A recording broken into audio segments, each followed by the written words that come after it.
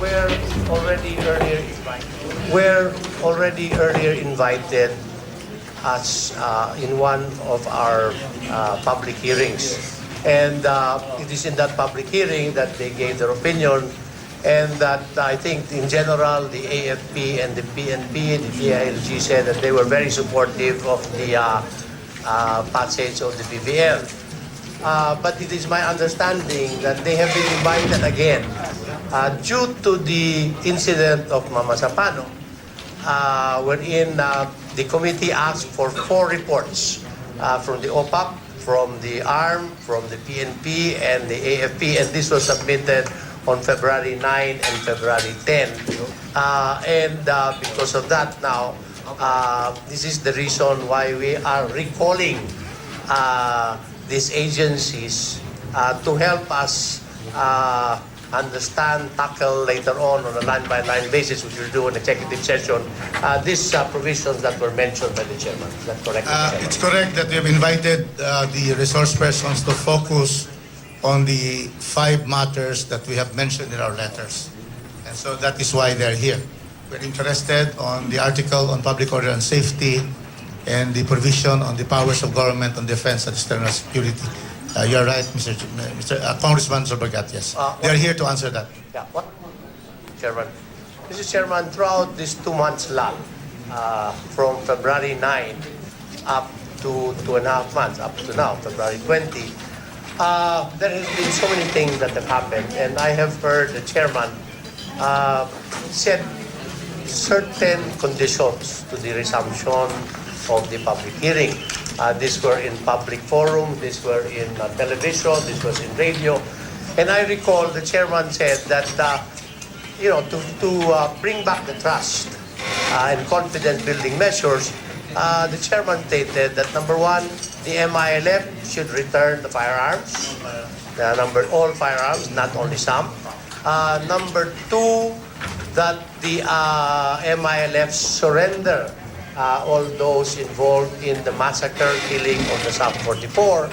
And number 3, that the MILF should help the government in the search and arrest of Usman. Mr. Chairman, is that a condition? Can you explain that? Because many people have heard you say that, so I think we have to come to the stand of the committee. Yes, Congressman Lobrigat, yes, this chairman has said that to be able to restore trust on the MLF, it will be important that these 3 conditions be met so that there will be a chance of the BBL to succeed. And so we are precisely, as we are requested, these 3 conditions to be met. And so far, none of this has transpired. So it will affect, therefore, the BBL, and the effect will be at the time of voting on May 11. So we continue with our discussions, and I have said already, these are confidence-building measures to be able to restore trust. If they're not so minded, what can we do? So therefore, we just proceed, and it will be dependent now on the members of Congress on how they will vote, considering that there is no compliance to the conditions we have set. Mr. Chair? Mr. Chair, Yes. for that clarification. Thank you very much. Deputy Speaker Heredina Abad is recognized. So for clarification, but these conditions are personal conditions set by the chair. Yeah, it is an yes. These are not conditions set by the committee as a whole. No, it is what I believe would help the process if the MLF will do this. But that is something for them to do. It is a personal request of this particular chairman to the MLF so that we can restore the trust on them, especially by our congressmen. So there may be other confidence-building measures. I just want to clarify that these are personal proposals, and these that does not necessarily represent the position of the committee. That is correct. Thank you very much. The Deputy Speaker is correct. These are my conditions that I have requested. It would have helped much on the BBL if these are met by the MLF. Personally, I share your concerns, and I do not want this committee meeting to start in a divisive mode because I would have moved for that.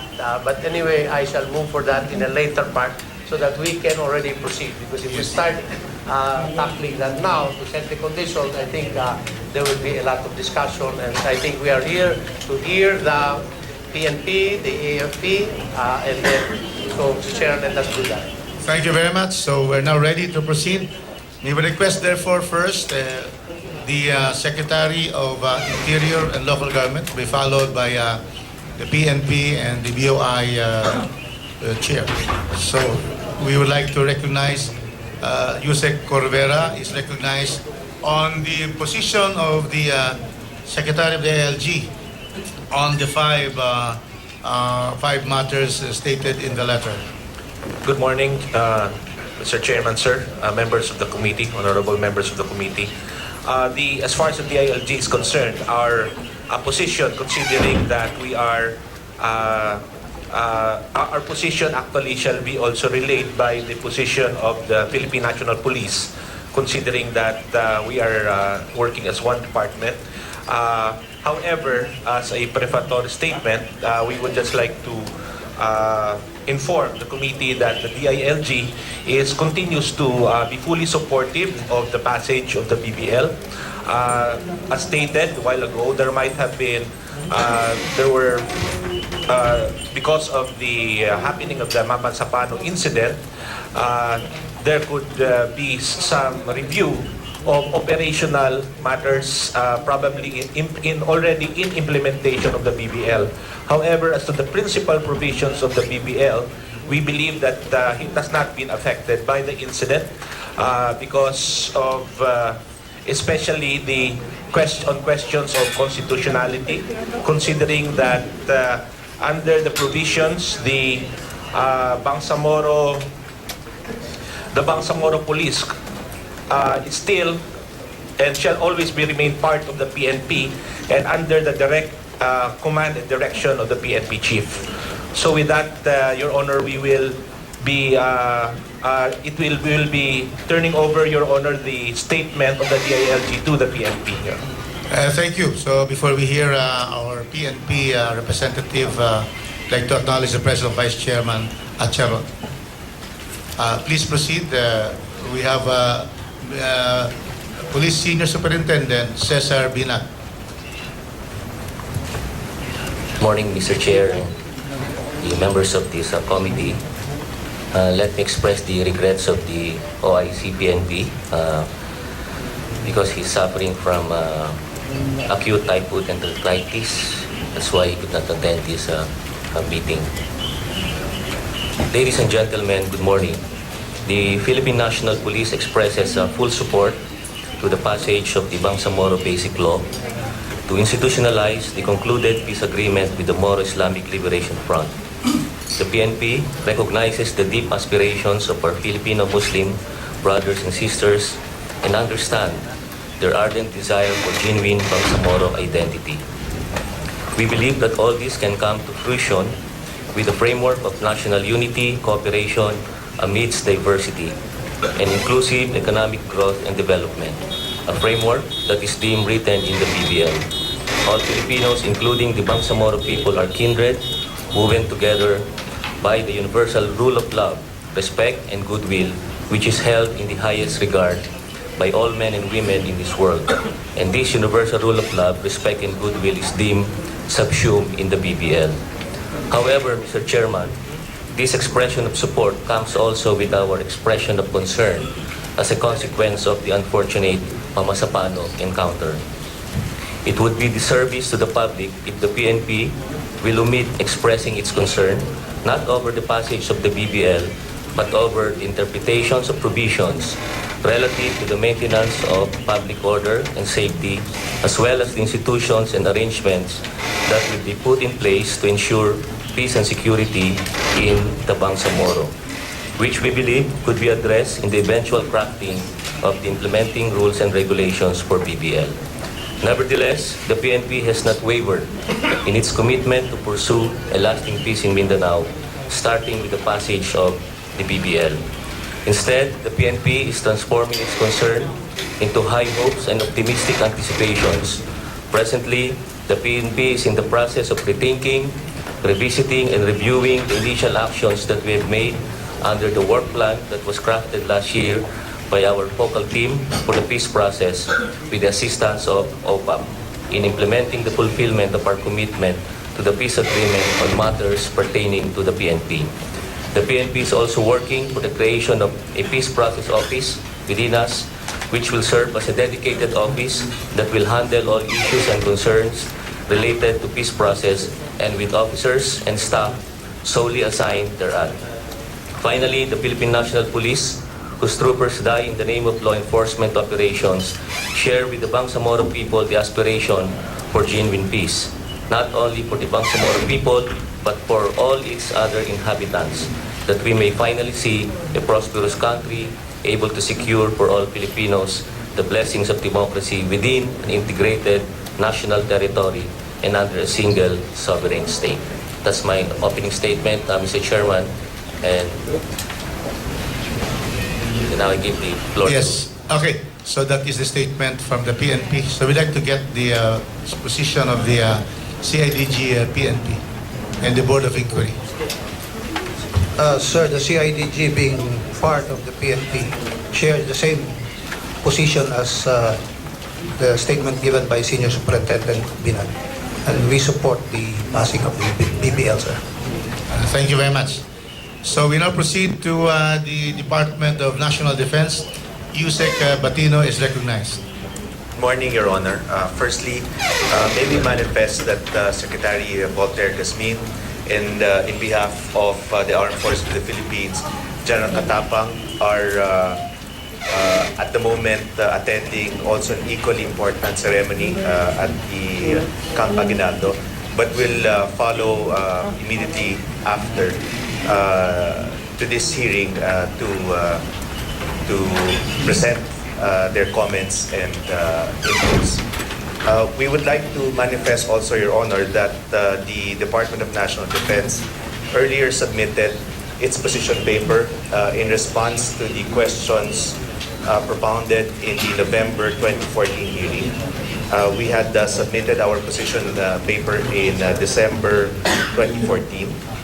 May we be given a chance to read the salient features of said position paper? Please proceed. Thank you, Your Honor. First and foremost, the defense and military establishments express full support for the passage of the Bangsamoro Basic Law in the Philippine Congress. We are one with the Philippine government and the Filipino people in the strong commitment to bring peace, development, and security to Mindanao. And we see the Bangsamoro Basic Law as a manifestation of such. The officers and men of the Armed Forces of the Philippines continuously seek for peace in Mindanao and thus fully support the various peace processes being undertaken by the government. As BBL provides greater autonomy to the Bangsamoro political entity, we firmly believe that the Bangsamoro government, the mechanisms of which are described under the BBL, is in accordance with the Philippine Constitution and upholds Philippine sovereignty and territorial integrity. Specifically regarding the defense and military establishments, we have duly noted the key provisions, particularly Article 5, Section 1, on the reserved powers of the central government, and Article 11 on public order and safety, Section 15, which clearly indicate that defense and security of the Bangsamoro shall be the responsibility of the central government. Based on these key provisions, we firmly believe that the performance of the mandate of your Department of National Defense and Armed Forces of the Philippines are duly preserved within these institutions.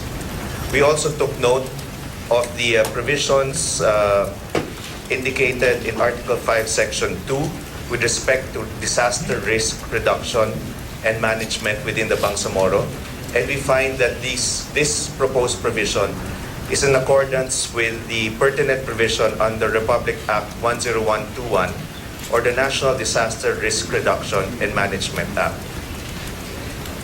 We have also carefully studied the provision pertinent to the power of the President to call upon the armed forces for the maintenance of public order and safety in the Bangsamoro.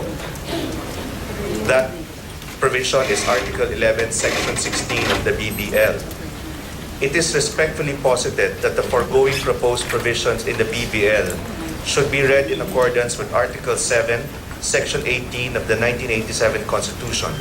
Said constitutional provision is stated hereunder.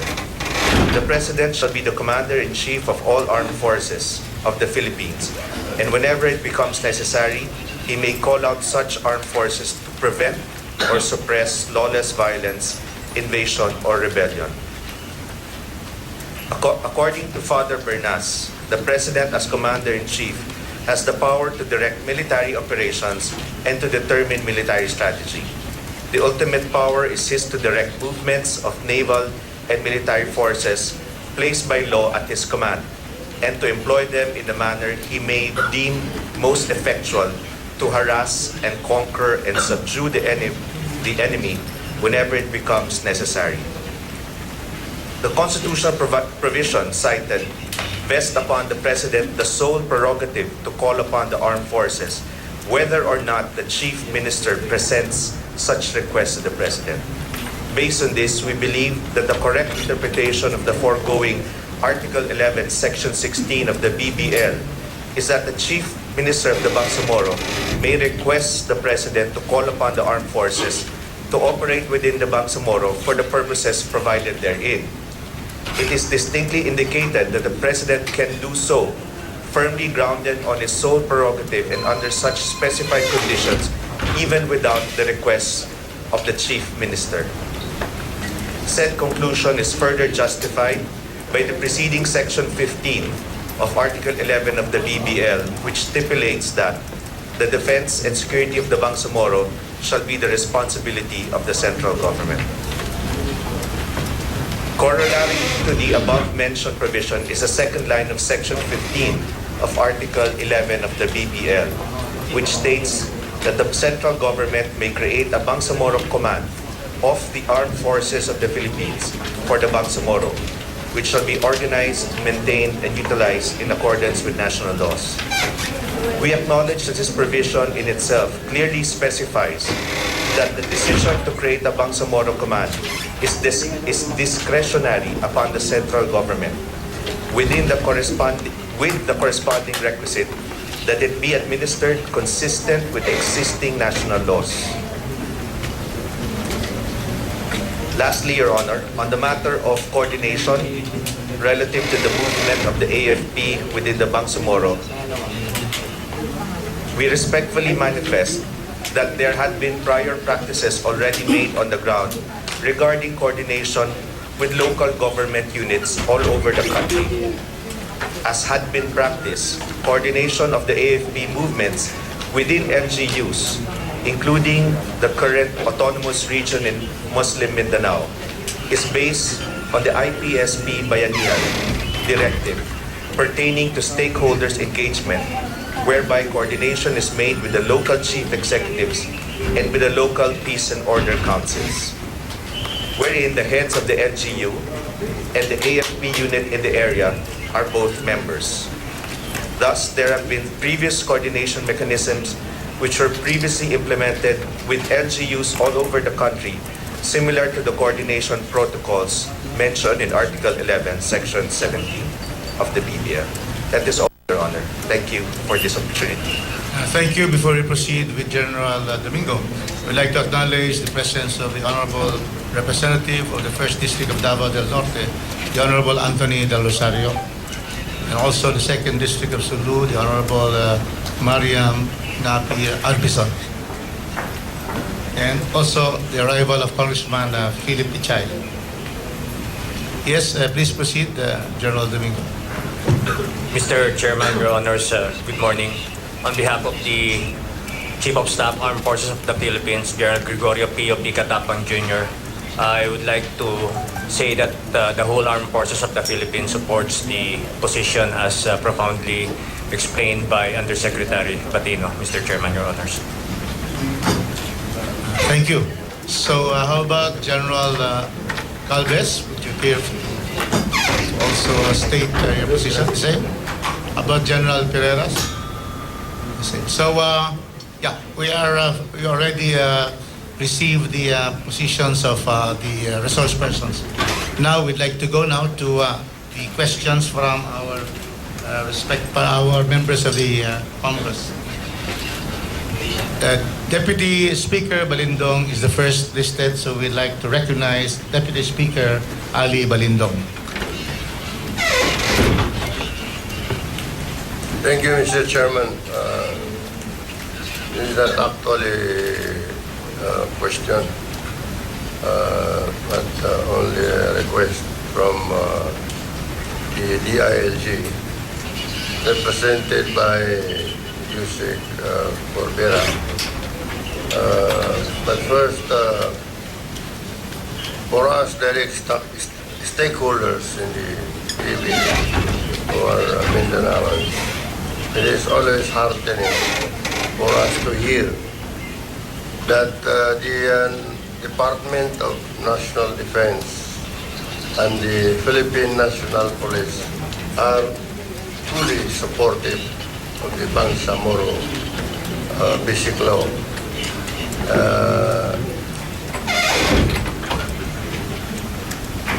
And I would like to also support the statement of the Honorable Corbera that the BBL should not be affected by the Mama Sapano incident. So my request, Mr. Chairman, is as the Yusik have said that they have some changes as a result of the proposed changes to the BBL, as a result of the incident, the Masapano incident. I would like to ask the Yusik to reduce this into writing and then furnish the ad hoc committee so that we can always refer it when we discuss the provisions on the policing and the national defense provision. Thank you, Mr. Chairman. Yusek Corbera, thank you, Deputy Speaker Balindong. Yes, any response to the Yes, Mr. request Chair. of the Deputy Speaker? Yeah. Yes, Mr. Chair. Thank you for the comments of the Deputy Speaker. But I'd just like to clarify, Mr. Chair, my statements that actually we do not have any proposed changes to the provisions of the BBL draft itself. But considering the happening of the incident, we might have recommendations through the PNP on operational or implementing rules of the BBL on operational matters such as matters probably concerning coordination between the local government and the PNP and also the PNP and the AFP.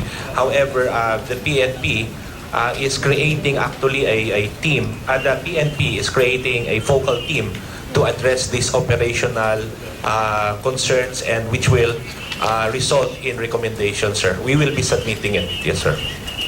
Thank you. Mr. Chairman, Yes, Deputy I Speaker. made that request because we are about to tackle the continuation of deliberation House Bill 4994.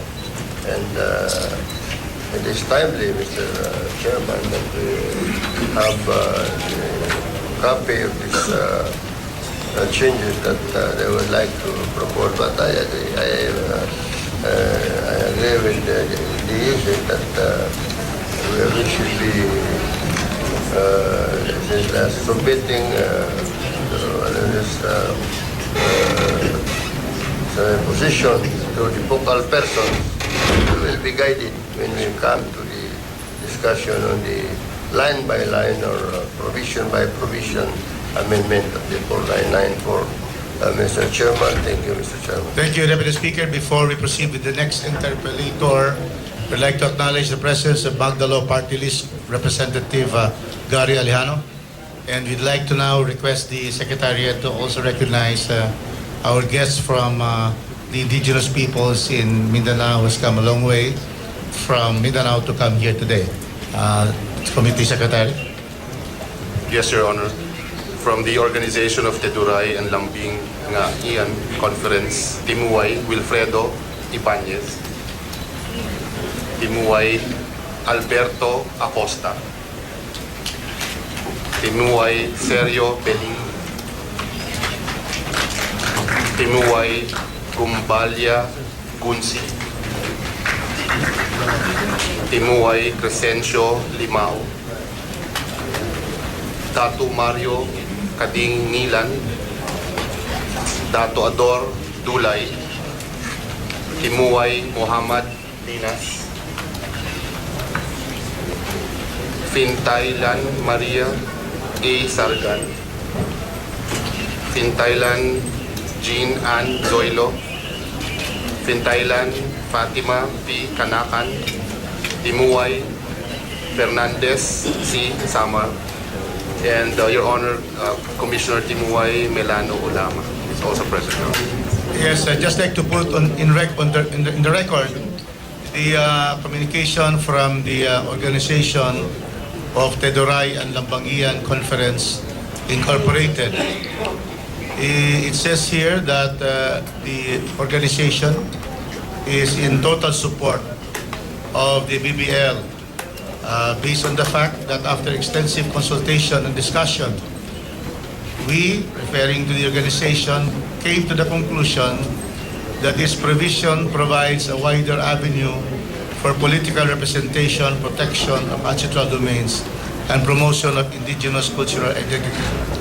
In particular, we would like to highlight the following provisions as milestones in ensuring respect, protection, and fulfillment of indigenous people's rights.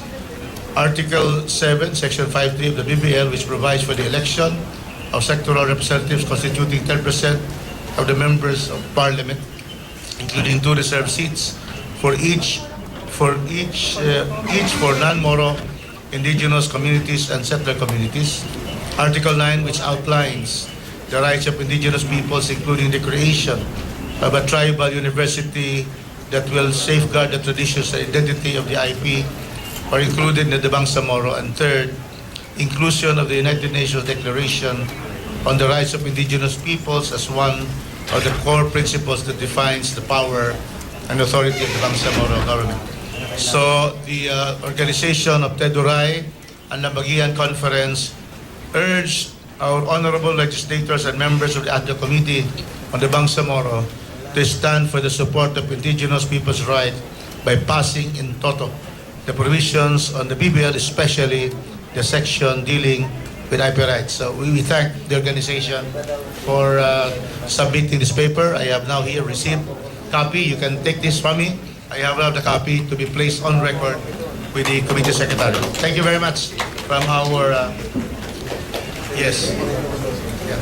We would like to recognize our vice chair who has successfully steered the 2 joint committee on the Mama Sapano, having been seen by everyone that we have a good chair of the Peace, Reconciliation and Unity Committee, and who is the vice chair also of the BBL, Vice Chair Jim Hataman Saliman. Thank you very much.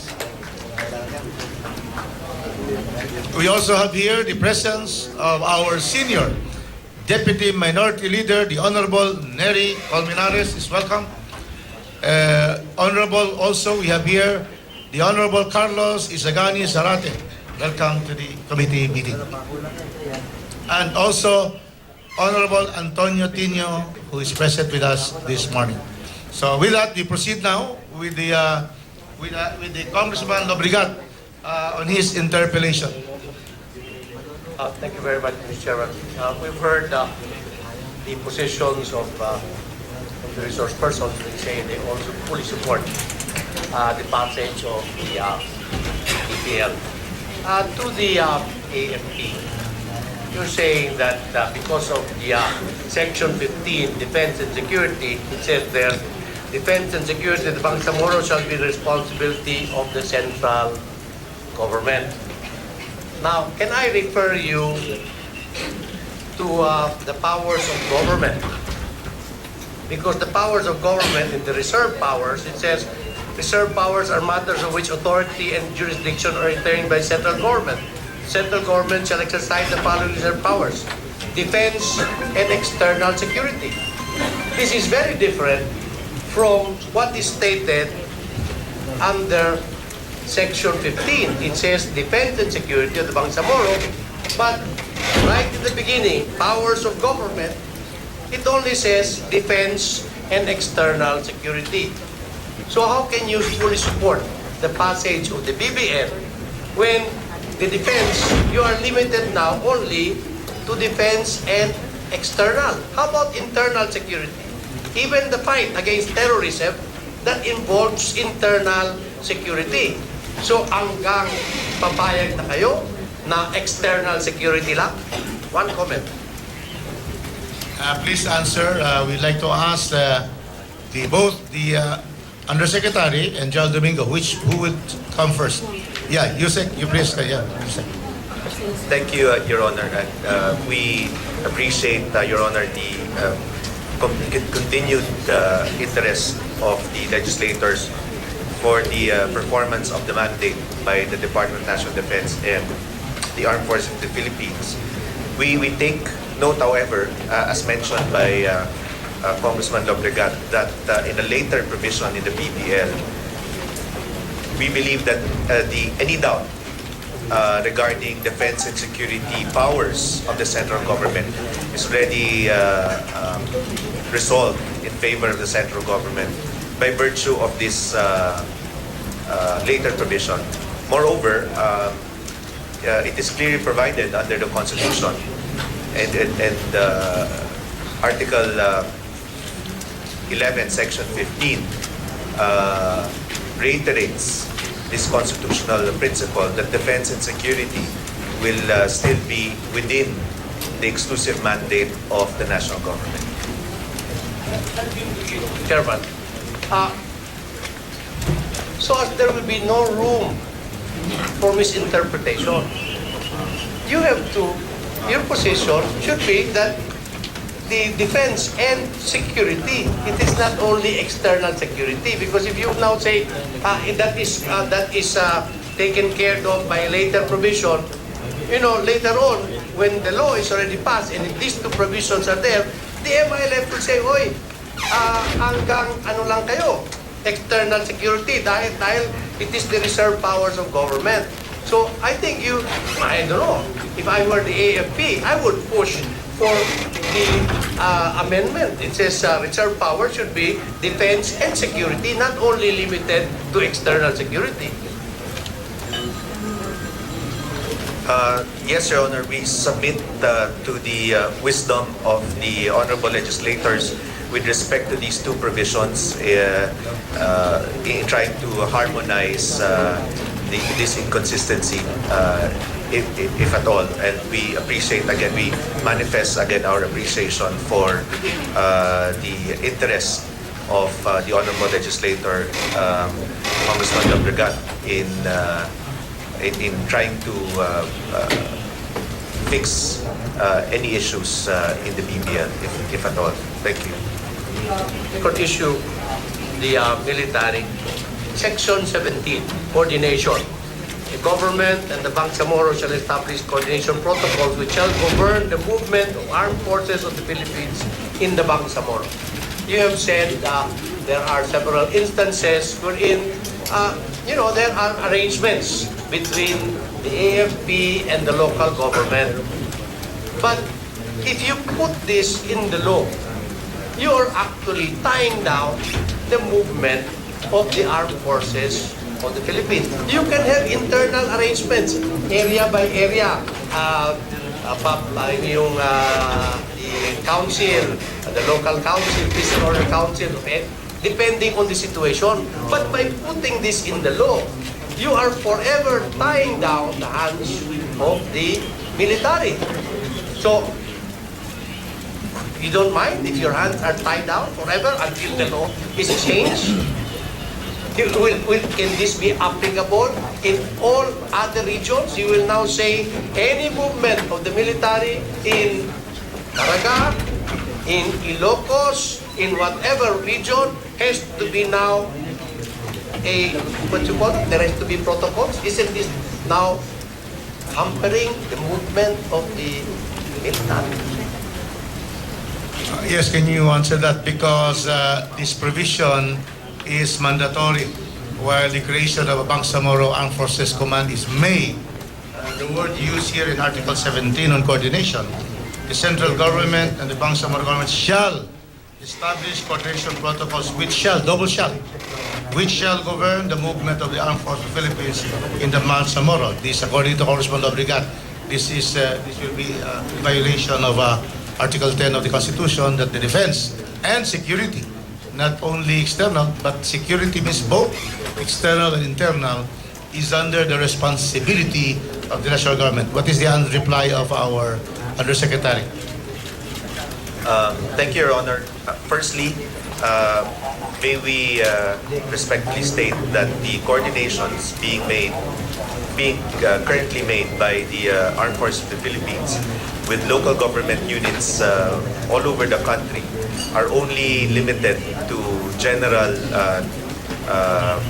direction and do not discuss specific operations. It is merely for general coordination, and this is in accordance with an institutionalized policy of the Armed Forces of the Philippines for a greater stakeholders engagement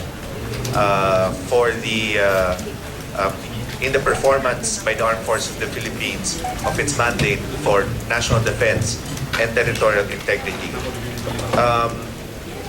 We also would want to state, Your Honor, that the provision, as we interpret it, would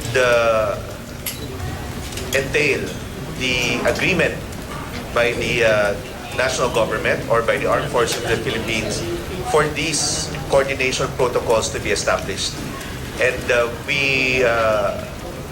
as had been practiced, the coordination mechanisms implemented between the LGUs all over the country and the Armed Forces of the Philippines are only limited in general directions, Your Honor, and do not involve specific operations. Yeah, Mr. Chairman, object to your interpretation, and that is what we are trying to avoid. We want to make it very clear in the law that there are no misinterpretations. There should only be one interpretation. Because, as pointed out by Chairman, this is double shall. Shall, meaning talagang mandatory. Now, if you now go to the normalization, the reason they say normalization is not in the law, because this can be covered by executive action. So, why do you want to put now that your hands will be tied? Why don't you do it by executive action? At the same thing that you're saying, pwede naman yung normalization, yung decommissioning sa executive action, di kailangan ilagay sa batas. Ba't nyo ilagay ngayon sa batas? Nataliin yung kamay. Itatali yung kamay ng armed forces na kailangan may protocol pa sa paggagalaw. Dapat yung military, pwedeng gumalaw maski saan. Kung kailangan gumalaw, hindi na kailangan bumusina. Yes, Your Honor, that is the current practice of the Armed Forces of the Philippines with respect to its coordinative mechanisms with LGUs. It is limited only to general plans, limited only to general coordination. There is no discussion, there is no need to discuss specific operations, Your Honor. By putting it in the law, you are now tying your hands. At this point, before the answer of the USEC, let me therefore welcome our distinguished Secretary of National Defense, who has to cut short the program of the Balikatan, very important for our mutual security, to be here. Thank you very much for your personal presence, Secretary Voltaire Gasmin. Yeah, so therefore, I guess the question here from the chair, Yusek Batino, is this. Is the provision of the BBL, Article 5, Powers of Government, Section 1, the reserved powers of the national government, number 1, is defense and external security. And Article 17 on coordination, where there should be the central government and the Bangsamoro shall establish coordination protocols which shall govern the movement of armed forces of the Philippines and Bangsamoro. Are these provisions constitutional or not?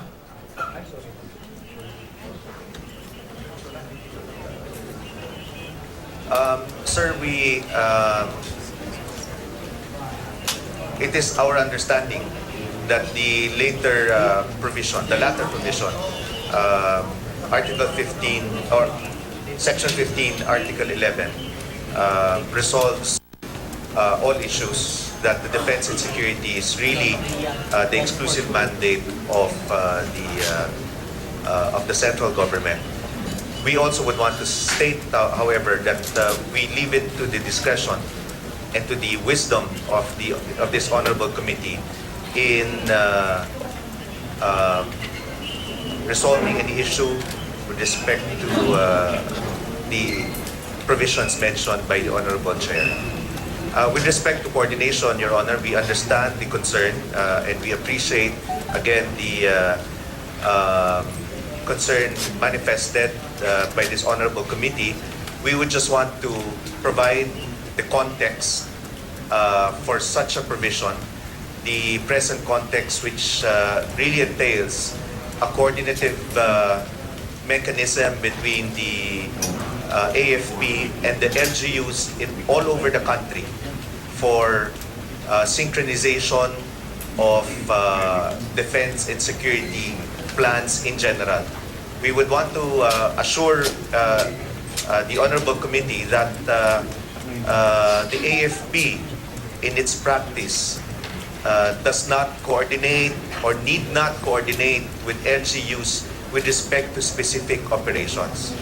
We also would want to manifest that according to this provision, there is a need for these established protocols to be agreed upon by the Armed Forces of the Philippines. And the Armed Forces of the Philippines will not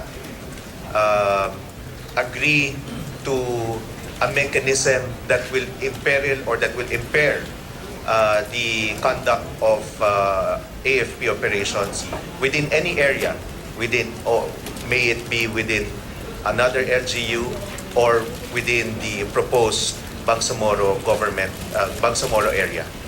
Yeah, because how can you reconcile the fact that the constitutional provision on the defense and security of the regions shall be the responsibility of the national government, shall, and only the national government. You do not need coordination protocols nor permission for the deployment of armed forces, just like what the MILF demanded because of a ceasefire, and that caused the death of 44 policemen. So don't you think it would be better that under Article 5, we state to follow the Constitution itself, defense and security, not to limit it to external security, which is now found in Article 5, and to delete Article 17 because it directly violates the Constitution? What can the DND say about that? Yes, Your Honor, there is a need to harmonize these provisions. And again, we manifest our complete trust in your Honorable Committee in making the necessary harmonizations. Yes, thank you. Congressman Lobregat? Mr. Chair, I would now go to the calling on the armed forces. You're saying that the President really has the power to call on the armed forces. Why do we need to put pa that the Chief Minister may request? Because it gives the impression that if the Chief Minister does not request, then that might be a condition for the President to act. Why don't we just take out then say the President can call on the armed forces of the Philippines para wala nang duda, may request pa o not request, para klaro ang Presidente lang ang pwedeng Before the answer of the DND, let me just recognize likewise the arrival of our Chief of Staff of the Armed Forces of the Philippines, General Gregorio Pio Katapang. Welcome, sir. Please answer the query of Congressman Lobregat on the calling of the armed forces. Thank you, Your Honor. As we had mentioned, we believe that considering the constitutional provision that the President has the sole prerogative and power to call upon the armed forces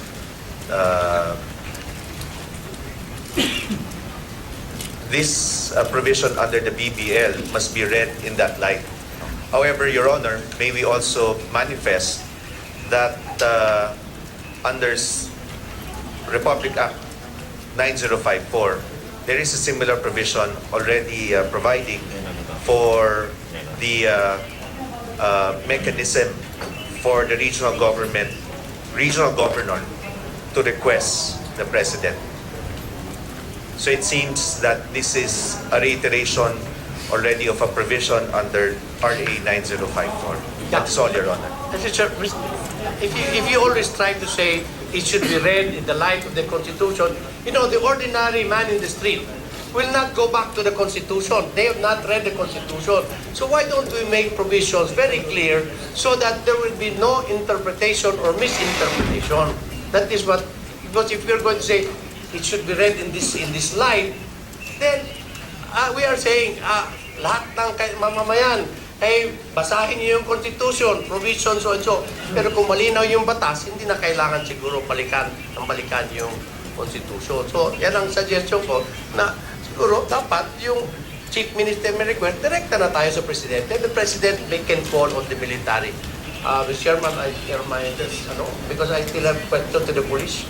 We'll just, you can continue. You can ask for additional 5 minutes. You 5 minutes, okay. Another 5 minutes based on our rules. Now to the police. Yes. Please proceed, Congressman Lobregat. Yeah. To the police. At present, who has operational control and jurisdiction over the police? Isn't it the city mayors and municipal mayors under the PNP law and the amended law? Yes, sir. So it is confirmed that the operational control and supervision on the police is the mayor, city mayor, and municipal mayor. It is not even given to the provincial governor. Is that correct? Yes, sir. Okay. So why now are we taking out the operational control and jurisdiction from the city mayors and municipal mayors, not giving it to the governor, but giving it to the chief minister? So isn't that giving so much power to the chief minister that even the president does not have? We did not say that the operational control and jurisdiction of the police is the president. It is the local mayors because you want autonomy. Now, how come you are taking away autonomy and giving it to the chief minister? Aren't you concerned, DILG? Because you're saying you're fully supportive. Everybody is fully supportive. But you also have to do your due diligence.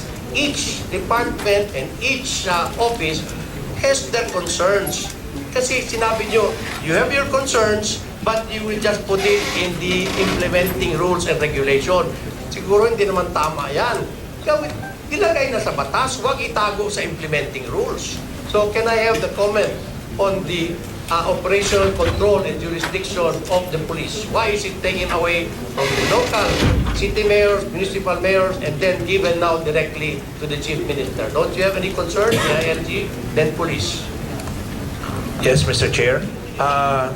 Yes, we admit that this is a divergence from what is existing in terms of the relationship of the PNP with the local governments. However, we can just, I don't want to speculate as to the rationale behind this, Mr. Chair, but I believe it's because of the peculiarity of the Bangsamoro the Bangsamoro region as compared to the other local governments around the country. I can just speculate on that, Your Honor, but nonetheless, probably, Your Honor, if given time, we could ask our local governments, Your Honor, to probably comment on this through the DILG, and we will submit, sir, their comments, because this was the first time that this was also brought to our attention, Your Honor. But it is a valid. We tend to disagree now, because in every public hearing that we have gone to, and if you listen to the local government units, this is one of their concerns. So I would take it as an exception if now the DILG said this is the first time that you heard about it, because the DILG should have made its due diligence and come up. All of us here want Yes, peace. Your Honor. Now, I understand your position. DILG, AFP, this is a primary program of the administration. But in so doing, you also have to more or less look at your own turf. What will be disadvantageous to the present organization and not just say you fully support. That's why kailangan basahin nyo yung provision by provision at kung may concern, ilabas nyo. Huwag nyo sabihin, ilagay na lang sa implementing rules. So, are you the one PNP who said ilagay na lang sa implementing rules? Isn't it better na klaro sa batas, hindi itago sa implementing rules? Yes. Thank you, Mr. Chair. In my opening statement, I mentioned about the process that we've been going through in revisiting all the actions that we have made as a consequence of the Bangsamoro encounter. However, I also expressed the concerns that we have, Mr. Chair. And in relation to what you have mentioned, sir,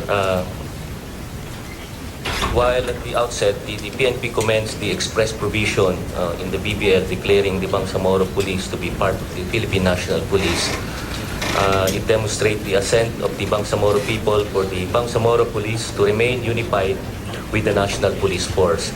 Because your concern, the concern of the local government units is also the concern of the national headquarters as far as the control of our police with the Bangsamoro. However, the BBL is silent as the functional relationship of the Bangsamoro Police Director with the PNP. Sir, we want to express that concern and his directorial staff. We note that while the BBL contains a provision for the Bangsamoro Police Director not to countermand orders of the Chief Minister unless in violation of law, it is again silent as to his recognition of the equally important command and direction powers of the Chief PNP. Again, in parallel with the concern of the local government units.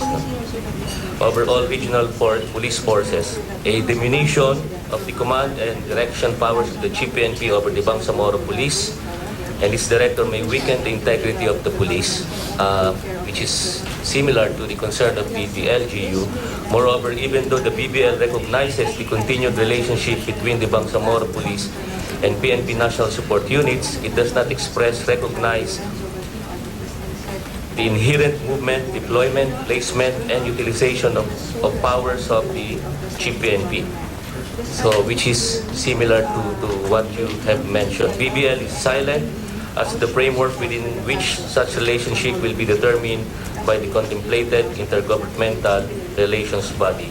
The PNP is comforted knowing that BBL mandates the central and Bangsamoro governments to establish intergovernmental relation mechanism at the highest level of governance. Mr. Chair, the discussion on the command and control coordination between the national headquarters and the Bangsamoro Police, same thing with the local government and the Bangsamoro Police, I think should be discussed more broadly in the context of Article 5, which is on the intergovernmental relations mechanism, and at the same time on the powers given to the Bangsamoro.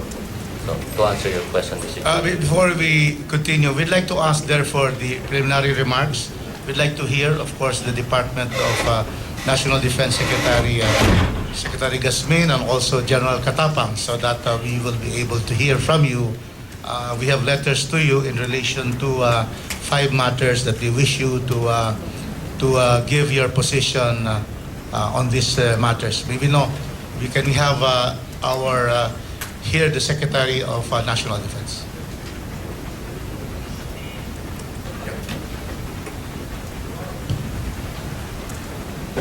Thank you, Chairman, Mr. Chairman. The Honorable Rufus Rodriguez, Chairman of the Ad hoc Committee on the Bangsamoro Basic Law, honorable members of the committee, invited guests, and resource persons, good morning. First of all, we convey our appreciation to this august body for allowing us to participate in this very significant hearing on the proposed Bangsamoro Basic Law, which is crucial to our peace efforts to finally resolve the Mindanao conflict. This armed conflict has existed in our country for over 4 decades and has taken a tremendous toll on the security and stability of the affected regions, especially on the lives and the socio-economic conditions of our citizens therein. The entire Filipino nation has been aspiring for peace in Mindanao, including our soldiers and policemen, and many of them lost their lives and limbs as a consequence of this armed conflict. So many more lives were lost, either from the government side or the opposite camp, and innocent civilians. And so many families have been displaced in the many battles in Mindanao. We trust that we can attain lasting peace if we all unite, cooperate, and genuinely work together for the welfare of the entire Filipino nation, regardless of our social, political, cultural, and religious beliefs and persuasions. Thus, we in your Defense Department and armed forces have always participated actively in the peace process. We continue to do so, ever confident and hopeful that eventually peace can be attained in Mindanao for the benefit of our entire Philippine nation. Thank you for this opportunity. Thank you very much, Secretary Gasmin. We'd like to hear now the Armed Forces Chief of Staff, General Katapang. Mr. Chair, my introductory speech will be very short. First and foremost, the military establishment expresses its full support for the passage of the Bangsamoro Basic Law in the Philippine Congress. We are one with the Philippine government and the Filipino people in the strong commitment to bring peace, development, progress, and prosperity in Mindanao. And we see the Bangsamoro Basic Law as a manifestation of such. However, since this is a law that will have to be passed by Congress, we submit to Congress on whatever amendments will be made in the passage of this basic law.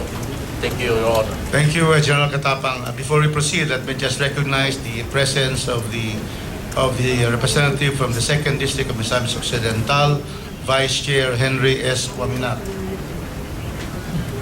And also the representative from Anak, Mindanao, the Honorable Siti Dalia Turabin Hatama. Likewise, the presence of the Honorable Jose Christopher Belmonte, the Deputy Majority Leader, deputized by the Honorable Rimpi Bundok, and the Honorable Jose Pingping Tejada of the 3rd District of North Cotabato. Thank you. So, is there a pending question, Congressman Lobregat? Yes, I know that you've been very liberal with the time. I know that I have many more questions. I will go for a second round to give a chance to our colleagues to answer. But I just want to ask, the statements of the PNP were very short in the beginning. But then now, when the issue was opened up, you started opening up your concerns. And we would like these concerns to be part of the record of this committee. So, Mr. Chair, can we request the PNP to submit all the things that you have stated, that it is silent, that that's not so can you please submit all of your concerns as read, and maybe you have more, to this committee, so we will be guided accordingly. Is that possible, Mr. Chair? Yes, can we ask them to request to the request of Congressman Lobregat? Mr. Chair, parliamentary inquiry. Yes, before that, can we just have... thank you very much. Yes, parliamentary inquiry. Vice Chairman Waminal, but before you have your parliamentary inquiry, let me just recognize the arrival of Congressman Carlo Nograles of Davao. And? Okay. Please proceed, Vice Chairman Waminal. Yeah, thank you very much, Mr. Chair. I was just late. Probably I was not here if there was an explanation offered by the PNP why the two distinguished gentlemen here, whether or not they're speaking in behalf of the hierarchy or the leadership of the PNP. Because I understand Mr. Binag is only a police superintendent, a senior superintendent, I cannot even see his position, what is the position he's holding now in the PNP hierarchy. And General Villacorte, who is a good general, I know him personally, he's only the deputy of the CIDG, which in the PNP organizational setup is not the next or the most some sort of responsive officers who should be sent and knowledgeable about the subject matter. Like for instance now, I heard Police Senior Superintendent Binag saying that the law is cited about this particular issue which was raised by the Honorable Lubrigan. When in fact in the law, it is very specific there that these powers of the exercise of operational control and supervision over the police in the respective municipalities, cities, and provinces are not taken away from the local chief executives. What is provided in the PNP law is still there. What was provided here only is one of the powers of the chief minister, which has an operational control supervision over the Bangsamoro police. And now the statement of the Police Senior Superintendent Binag that there is no such thing, that the law is silent over the relationship of the Philippine National Police over the Bangsamoro Police. I think that is not the position of the PNP when they were invited here on the early part of the hearing. It is actually muddling now the issues. So I request whether or not what they are reading is the position transmitted or given to them by their OIC PNP chief, or what is the reason why the deputy directors, if the PNP chief is not available, the deputy directors of the different department of the PNP chief are not sent here to represent the PNP OIC. Yes, we'd like to therefore request Police Senior Superintendent Binag to explain the absence and then your authority to appear before this body. Maraming salamat po. Mr. Chair, as I have mentioned in my opening statement, the OIC is suffering from a medical condition, and the medical certificate was submitted to the office of the chairman, and a letter was also given by the PNP authorizing me to appear before this august body as the representative of the PNP chief or PNP OIC. When it was explained to me, Mr. Chair, why they've chosen me to represent the PNP, I was told because of my international exposure in peacekeeping operations at the strategic and policy level, having served as a deputy commissioner and acting commissioner at the same time, also as an officer in charge of the deputy special representative of the Secretary General in the UN mission in Liberia. And we work with our counterparts, Mr. Chair, the Liberian National Police, the law enforcement institutions, including immigration, in crafting their policy and strategic direction, including crafting of their legislative initiatives to ensure that the peace agreement signed by the Warwick faction in a post-conflict situation will be fulfilled. Mr. Chair. Is the Vice Chair satisfied? No, I'm not satisfied. After PNP OIC Chief General Espina, who is the next person, who is the next in rank? Police Deputy Director General Garbo, sir. Why is not General Garbo sent to appear in this hearing today? Where is he? Because you already mentioned... Vice Chair, Superintendent Binag was through a letter notice has been given the authority to represent General Espina. Yeah, but the position he's holding is not actually something that could decide or who is knowledgeable on the previous position submitted by the PNP here in Congress. The invitee, General Espina, could not make it. He has the discretion who in his entire machinery of the PNP would be able to represent fully the position of the PNP. And the person designated by Officer in Charge Espina is Superintendent Binag. So he has the authority to speak for the PNP in this hearing. And then, may I know, Mr. Chairman, if what he was saying a while ago is now the position, the new position of the Philippine National Police, if he is authorized, is that the new position now of the Philippine National Police over these provisions of the particular provisions of the BBL in relation to the public order and safety, and whether that is his personal opinion only? Is that the position of the PNP? Yes, Your Honor. It is the position of PNP. Yes. Clarify. You know, the operational control and supervision and disciplinary powers of the Bangsamoro Police. The operational control and supervision under the PNP law is given to the municipal mayors and city mayors. And I ask the question directly. And the DILG confirms this. However, in the BBL, under Section 8 of Article 11, it says powers of the Chief Minister over the Bangsamoro. Letter C, to exercise operational control and supervision and disciplinary powers of the Bangsamoro Police. So it is very clear that is not the position of the PNP. It is in the BBL law.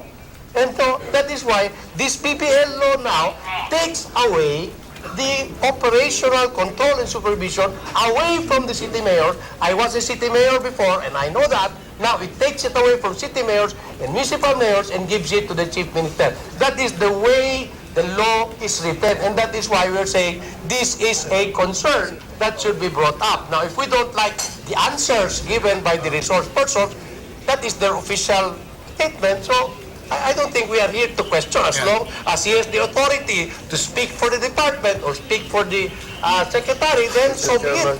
We recognize Congressman Del Rosario, and then we go back to Congressman Nominal. And then Deputy Speaker Balindo. Mr. Chair, I'm not a lawyer, but I think it's very clear that the PNP law is still existing. And I do not believe that I do not believe in the BBL law there is a provision that repeals the PNP law. So, in my mind, being a non-lawyer, the approval of the BBL law does not take away the operational powers of the local chief executive because that is already stated in the PNP law.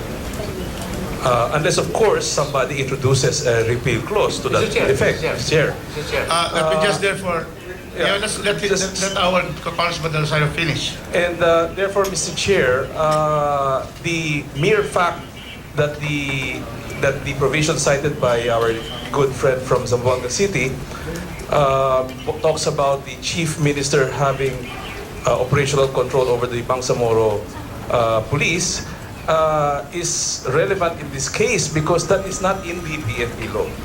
So therefore, yes, it is true that in the Bangsamoro Basic Law, the Chief Minister has operational control over the Bangsamoro Police, but because of the existing PNP law, which is not going to be repealed with the passage of the Bangsamoro Basic Law, the operational control of the mayors are still in effect. That is a position of a non-lawyer.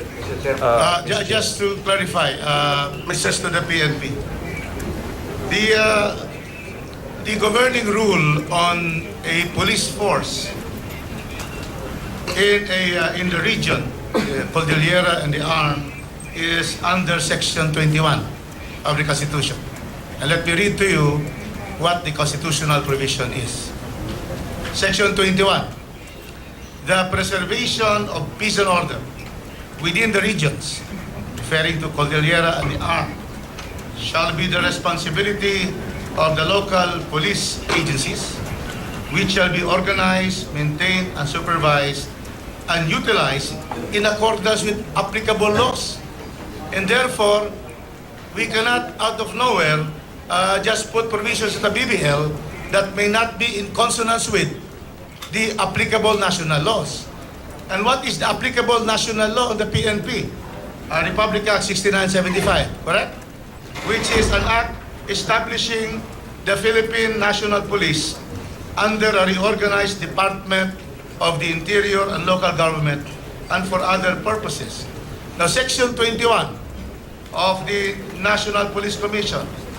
The commission, regional offices shall establish, operate, and maintain regional offices. And then, in section 51 of this bill, of this law, it provides that you have to deputize first. You have to deputize local governments to be able to have operational control for the mayors.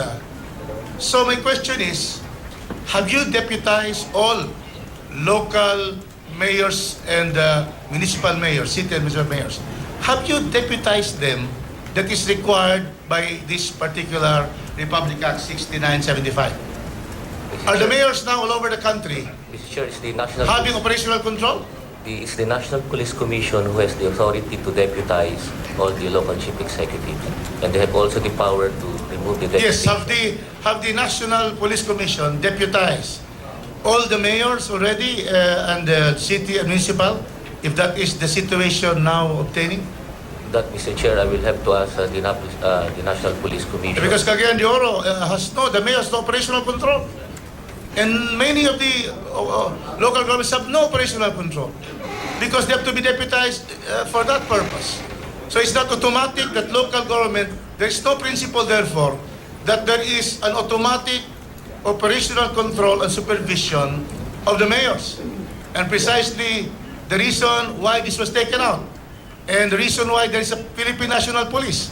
It's not anymore community policing because the chief of police is not appointed by the mayor. Now the BBL is giving powers of operational control to a politician like the chief minister. And the chain of command under the NAPOLCOM is that the commission shall establish and operate, maintain regional offices headed by regional directors who shall implement the goals of the commission. And yet, you have a Bangsamoro Police Board that is being created here. What does the PNP say about that? About one, the powers of the chief minister to operational control. Now, there will be a problem because there will be a conflict between the BBL provision on the governor having operational control and the mayors of the different cities and towns of the autonomous region of Postil Mindanao, who may also be deputized. So, who will have operational control? If we give that to the chief minister, meaning there will be no more local government autonomy because it will be given to the chief minister and not to the mayors of the cities and municipalities. So what is the answer of the PNP? Mr. Chair, I mentioned a while ago that the discussion on the powers that to be given to the Bangsamoro should be discussed more broadly, not just limited to the Philippine National Police and other members of the executive branch. This should be taken as a whole. And second, Mr. Chair, even in the answer that I have provided a while ago, as far as the question on the powers of the local government units over the Bangsamoro Police, my position, Mr. Chair, should be discussed more broadly rather than limiting it within the context of the Philippine National Police. And let me reiterate also that the PNP is now in the revisiting process of the entire actions that we have done in relation to this. And so if you could give us time after we have completed this rethinking, reviewing and revisiting process, then we can submit to you, to this honorable committee, our responses to those questions. But you understand the import of Section 21 of Article 10 of the Constitution, where it clearly shows that the local police agencies shall be organized, maintained, supervised, and utilized in accordance with applicable laws. We cannot have, this is one instance when the BBL cannot, because the Constitution itself provides that applicable laws reign supreme over the BBL, which is provided here. Other laws may be rescinded, may be repealed by the BBL. But this particular, as far as the peace and order is concerned and the local police agencies, it has to be in accordance with applicable laws. And so your applicable law is that there is therefore there is a PNP chief, correct? Then we have the regional directors. Now, in the chain of command, there is now outside of that command, there is a non-PNP. In that line, it becomes now the chief minister outside of that command that will now govern and supervise the police force. Don't you see that it is in violation of your PNP law that there is another person not in the PNP line of command that will now be directing the operations of the PNP? What do you say about that?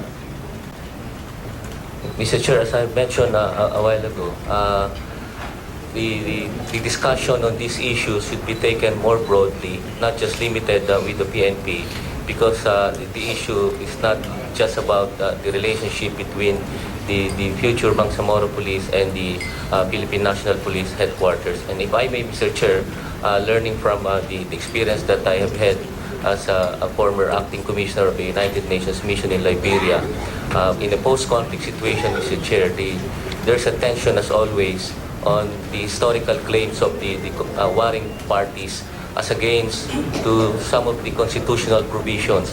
That is the tension that I have seen in that context, and the challenge for all those who agreed to sign that peace agreement, Mr. Chair, is to find a way on how that they could not strike a balance but recognize both imperatives, Mr. Chair. So that is my decision. But Mr. Chairman, we have, I think I'm not finished, Mr. Chairman. yeah, I'm Can I just going to pursue this. We have the Bangsamoro Police Director, correct? Now, what is the role of the Bangsamoro Police Director with the Chief Minister having operational control and supervision over the police? May we know? Sir, I mentioned a while ago that all these issues. No, I mean, let's be clear about this because you must have read the BBL. Yes, sir. The BBL provides here, it says here, letter D, Section 8, to employ or deploy the elements of and assign or reassign the Bangsamoro Police through the Bangsamoro Police Director, period. True. Yes. But then it says here, the Bangsamoro Police Director shall not countermand the order of the Chief Minister unless it is in violation of the law. What kind of police director do we have here? What kind of police director will be able to have this? Quick reaction lang, Mr. Chair. I have the chair. Vice Chair, I am just going to ask him. Can you kindly let him answer? Mr. Chair, I don't think so. He has no much to answer your clarification, Mr. Chair. That is the point that I was trying to raise a while ago. And I share the observation of the Honorable Del Rosario. That's why, can we request Secretary Bacane, as member of the negotiating panel representing the Philippine government, to shed light on this particular provision in relation to what was raised by the Honorable Lobregat and to that what was raised by the Honorable Chair. I think the PNP representative is of no match to give a good explanation to the issue raised by the Honorable Chair. Yeah, Congressman Lobregat. Mr. Chair, presented in the beginning, and he is authorized to speak for the PNP. Now, in relation to my name was also mentioned about the repeal. It is precisely in the Bangsamoro Basic Law, Article 18, Section 2, that says all laws, decrees, orders, and regulations, other issuances or part thereof which are inconsistent with this basic law are hereby repealed and modified accordingly. And that is why we are worried, because if you now have a provision in the BBL that says you will give operational control and supervision to the Chief Minister, it basically amends the PNP law because it says repealing clause, all laws, decrees, orders, rules that are inconsistent are hereby repealed. So that is why this discussion is very, very relevant, because once it is put in the law, then you take away local autonomy. You can no longer give the power Actually, the PNP law says, this is Republic Act 6975 as amended by Republic Act 8551, participation of local executives in the administration of the PNP. Powers of local government officials over the PNP units, governors and mayors. The governor can only choose the provincial director. But when it comes to city mayors and municipal mayors, it says operational supervision and control. The city and municipal mayor shall exercise operational supervision control over PNP units within the respective jurisdiction. The exception is except during 30-day period immediately preceding and 30 days after a national election or barangay election. So it is mandatory that the city mayor, municipal mayor has operational control, but that operational control is taken away 30 days before or after the election. Then, Section 52, it says suspension of operational supervision control. The President, only the President, upon consultation of provincial governor and congressmen concerned, suspend the power of operation control and supervision control of any local executive over the police assigned or stationed in its jurisdiction for any of the following reasons: A, B, C, frequent unauthorized absences, abuse of authority, providing material support to criminal elements, engaging in illegal acts. So therefore, it is very clear under the PNP law that operational control and supervision is city mayor and municipal mayor. But the DBL states otherwise, and because of the repealing clause, then you are actually repealing the PNP law, Chairman. And of course, Chairman, I Congressman was Obligado. asking for the recognition of Mr. Chair. Secretary Bacani to speak. Yes, Secretary Bacani is recognized.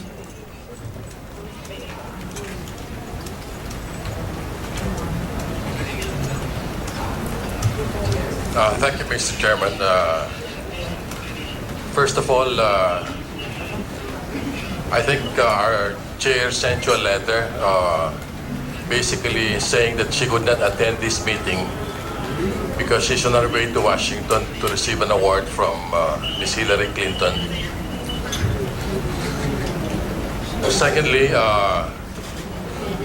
I'd like to thank the expressions of institutional support coming from the Department of National Defense, Department of Interior and Local Government, the Armed Forces of the Philippines, and the Philippine National Police, because we have always been in close coordination with these institutions over the last 4.5 years before reaching the comprehensive agreement on the Bangsamoro. Second, the BBL has always been acquainted with the MILF.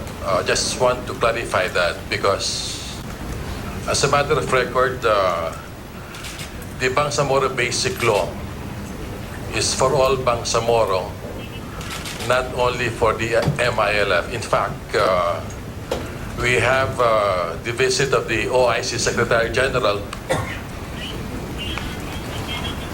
getting together with both MNLF and MILF formally through the Bangsamoro Cooperation Forum in garnering express support for this Bangsamoro Basic Law.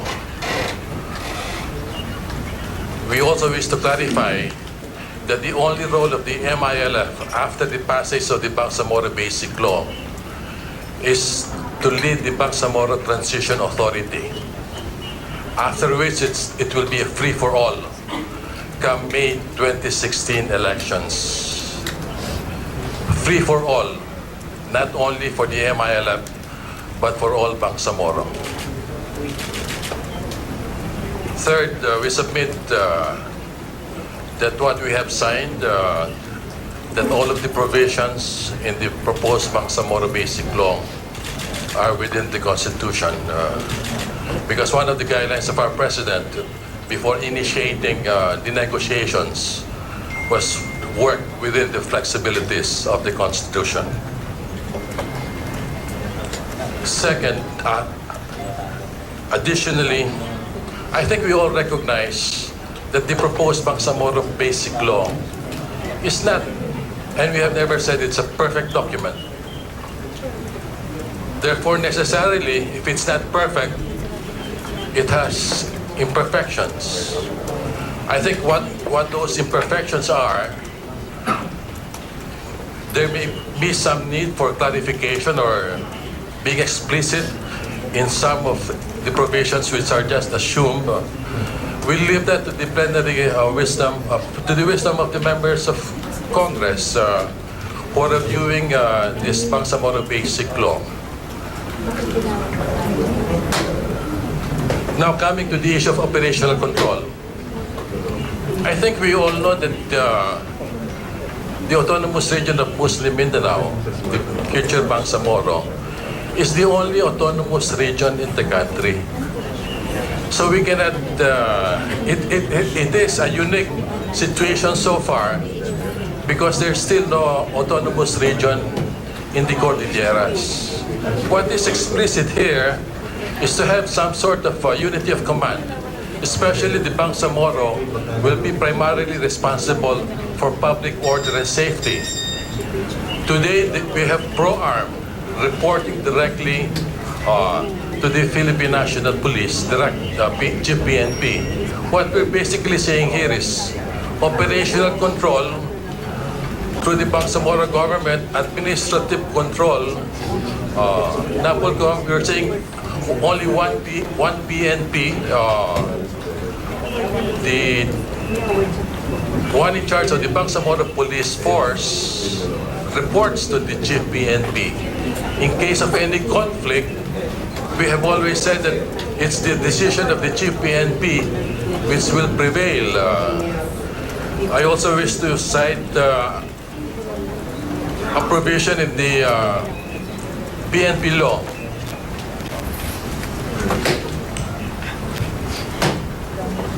It basically says in section 64, automatic deputation of local government executives as commission representatives. Governors and mayors, upon having been elected and leaving qualified as such, are automatically deputized as representatives of the National Police Commission in the respective jurisdiction. As deputized agents of the Commission, local government executives can inspect police forces and units, conduct audit, and exercise other functions as may be duly authorized by the Commission. What we're basically saying, Your Honor, is that since it's the only autonomous region in the country today, operational control under the Chief Minister, administrative control, Chief PNP, Napolcom, that's the distinction we're making. And we're basically emphasizing that we're only talking of one PNP. What's important here, I think, is the unity of command, especially its autonomous region and primarily is responsible for public and order and safety. That's why we're saying in this proposed Bangsamoro Basic Law to have operational control, to have the Chief Minister have operational control over the Bangsamoro Police Force. Thank you, Your Honor. Thank you. Before we proceed with the next interpellator, Vice Chairman Loong, I'd like to therefore recognize the presence of the 2nd District Zamboanga Sibugay Representative, the Honorable Ann Hofer, 1st District Zamboanga Sibugay, Honorable Belma Cabilao, the Honorable Nancy Catamco of the 2nd District of North Cotabato, Mr. Chair. The Honorable Vice Chair, Vice Sandra Sema of the 1st District of Maguindanao, Vice Chair Romeo Acop with us, and Honorable Ferdinand Fernandez, 2nd District. Yes, the Vice Chairman Acop is recognized. Mr. Chair, I would just like to pursue the line of questioning of my esteemed colleague, Congressman Ominal. Let's proceed. Because if I look at the representatives sent by the Philippine National Police, Mr. Chair, they wouldn't be able to answer questions coming from the members of the ad hoc committee. Because if I look at General Villacorte, this is the first time that I will see him sit there as part of the panel. And we have been conducting public consultations ever since. So he will not be able to give us pertinent answers to our questions. if I look at Police Senior Superintendent Binag, this is also the first time that we see him. And we have been conducting public hearings and consultations about the BBL, and yet they are the ones sent here. Yusek Corbero, we have seen him once, twice, or thrice. Now, I believe that the representatives of the PNP must come from either Gerald Spina or Gerald Garbo, the General Igling, who is the head of their BBL committee, the head or the executive director of NAPOLCOM, so that they will be able to give us intelligent answers insofar as the questions of the members of the committee are concerned. Mr. Chair, I don't think the three representatives of DILG and the PNP are competent enough to answer the questions, and I subscribe to the questioning of Congressman Ominal. Second, Mr. Chair, on the issue of automatic deputization of local government authorities, Republic Act 6975 and Republic Act 8551 are very specific. The provisions of these two laws, automatic deputization, it is there, Mr. Chair. Thank you. Thank you. Is that the wish of Congressman Vice Chair Waminal, Vice Chair Acop, that we invite the three original invitees to come so that they'll be able to answer the questions that proposed by the members? Yes, Mr. Chair. In fairness to this committee and to the public, that deserves a better intelligent response insofar as this contentious issue of the public order and safety provisions of the BBL. So we would therefore request those representing the original resource persons to kindly inform the Secretary Rojas, General Magalong, and General Espina that we will invite them, we'll send invitations for them to appear on Thursday, 3 days notice at least. Mr. Chair? So that's okay? Yeah.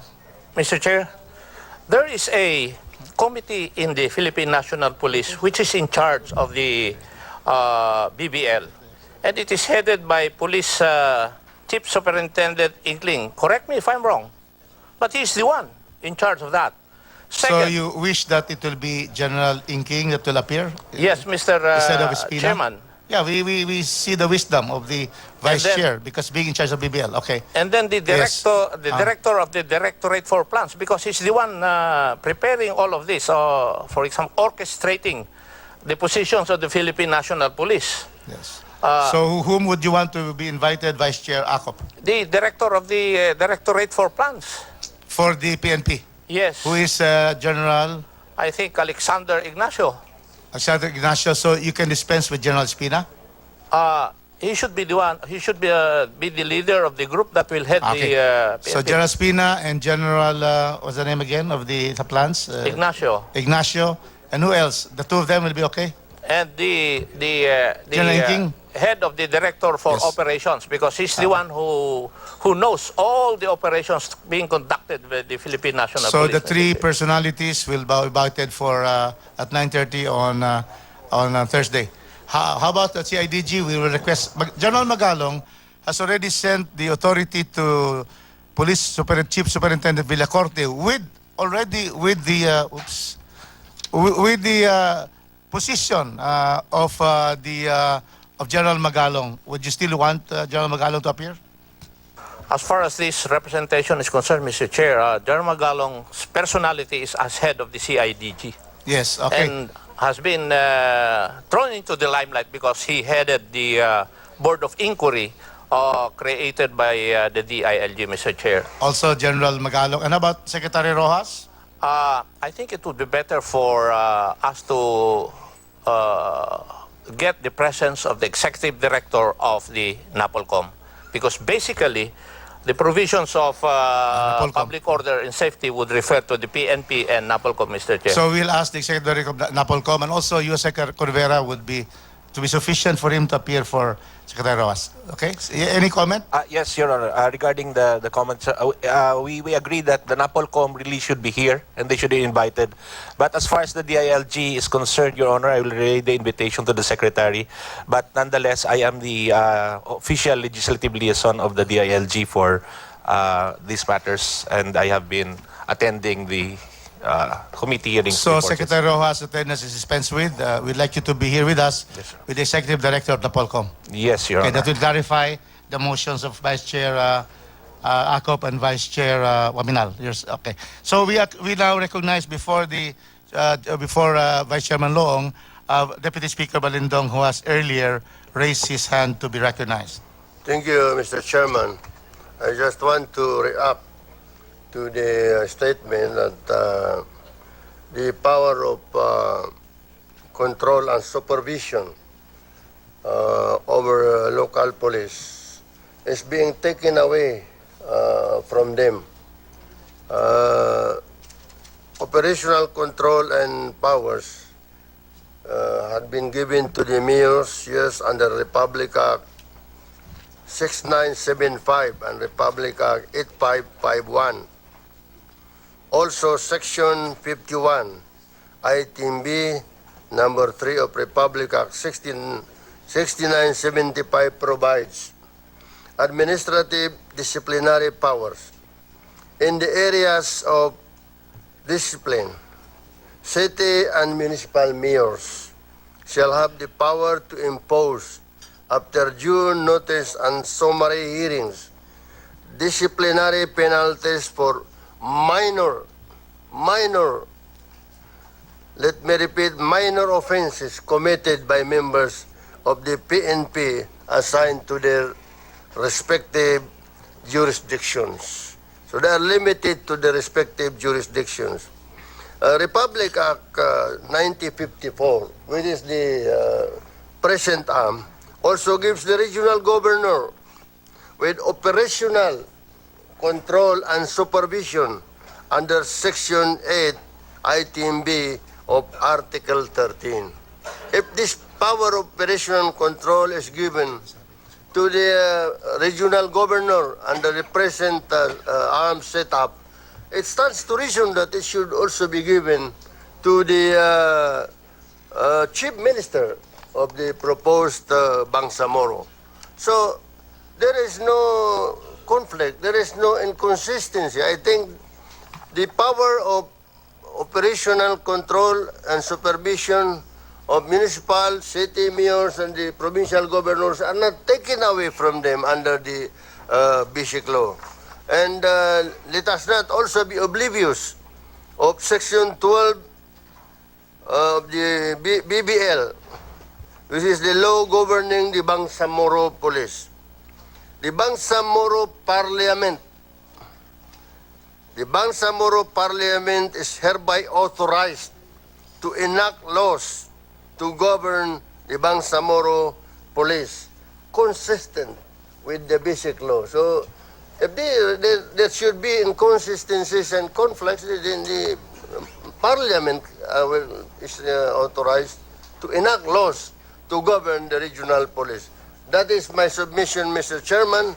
There is no provision in the BBL that takes away that power of control and supervision over municipal, city, and provincial governments. Thank you, Mr. Chairman. Thank you, Deputy Speaker Balindong. Let me recognize the presence of the representative of Abante Mindanao, the Honorable Maximo Rodriguez Jr. We now go to Vice Chair Loong for your interpellation. Thank you, Mr. Chairman. Now, listening to the opening statement of the Department of Local Government Representative and representative of the Philippine National Police, also the Department of Defense and the Armed Forces of the Philippines, I'm very much impressed because they are all unanimously supportive of this Bangsamoro Basic Law. Now, Mr. Chairman, the subject matter we are discussing today is a very important subject matter because this is a subject matter that concern public order and safety. Meaning, we are now discussing something very significant to our national security. The subject matter we are discussing here is about addressing the Mindanao Rebellion. And there are two basic guidance as far as I'm concerned. Of course, the number one is the Constitution of the Republic of the Philippines. Number two is the Comprehensive Agreement entered into between the Republic of the Philippines and the Bangsamoro Islamic Liberation Front. And I am certain that the government panel is also backed up by legal minds of the executive branch of government. Because what is agreed upon and recognized by the international community, this problem of the Bangsamoro is an internal problem of the Republic of the Philippines. And the solution to the problem should be within the framework of the Constitution. So, I believe in the capability of the GRP panel. I think they will never sign this agreement if it is not within the framework of the Constitution. However, because this is an executive department responsibility, considering also Congress as co-equal branch of government, we have this power to finally scrutinize this proposed draft BBL. Now, quoting the statement of Secretary Bacani, this might not be a perfect document. Now, my point here is, when we talk about autonomy, we are talking of decentralizing certain power from central government, delegating to the autonomous government of the Bangsamoro. The most important here is public order and safety that concern security. Now, if we are going to limit the authority of the chief minister being the chief executive of the Bangsamoro government, then invoking also the constitutional provision that the supremacy of the civilian authority over man in uniform is always supreme at all times, in time of war and in time of peace. Now, my first question is this. Under Article 11, Public Order and Safety, Section 1, Public Order and Safety, the Bangsamoro government shall have primary responsibility over public order and safety within the Bangsamoro. There shall be cooperation and coordination between the central government and the Bangsamoro government through intergovernmental relation mechanism. So I would like to direct this question to the two, the Philippine National Police and the Armed Forces of the Philippines. What is your comment to this? Is this proper? Is this really in accordance with the mandates of the Constitution? Because public safety is not just the responsibility of the Armed Forces of the Philippines. It's not just the responsibility of the Philippine National Police. But this is the responsibility of all concerned, including the entire Filipino citizens. May I just have the response from the Department of Defense, the Secretary of Local Government, the Philippine National Police, and the Armed Forces of the Philippines. Thank you, Mr. Chair. Yes, who would like to answer from the PNP? Superintendent Binag, yes.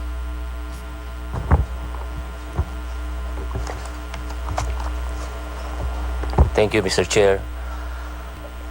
The comment that this humble representation would want to give as far as this Section 1 under Article 6 is concerned, we recognize, Mr. Chair, the aspirations of the Bangsamoro people, and so therefore including the responsibility, the primary responsibility over public safety and order should be given to them as far as this basic law is concerned.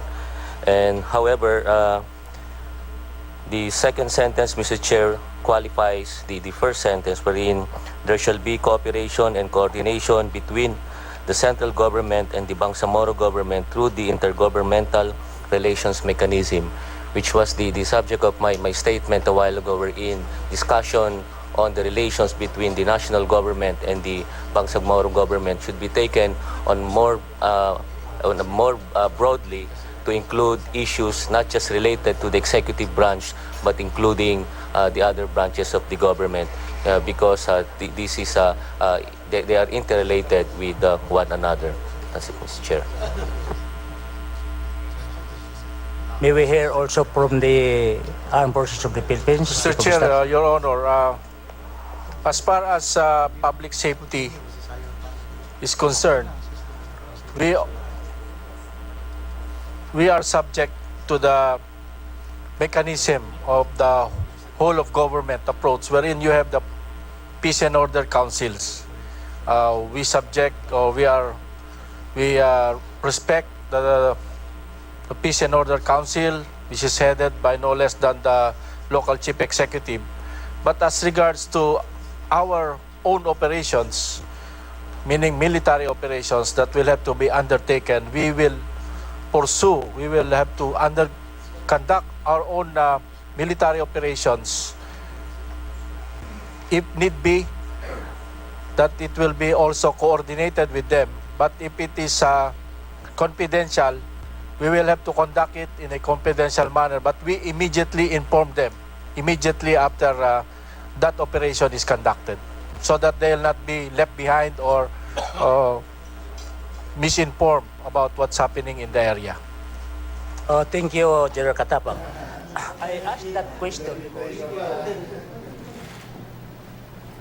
ang napapanood niyo po ay ang patuloy na pagdinig ng ad hoc committee ng Kamara sa panukalang Bangsamoro Basic Law matapos po magliban ng mahigit 2 buwan.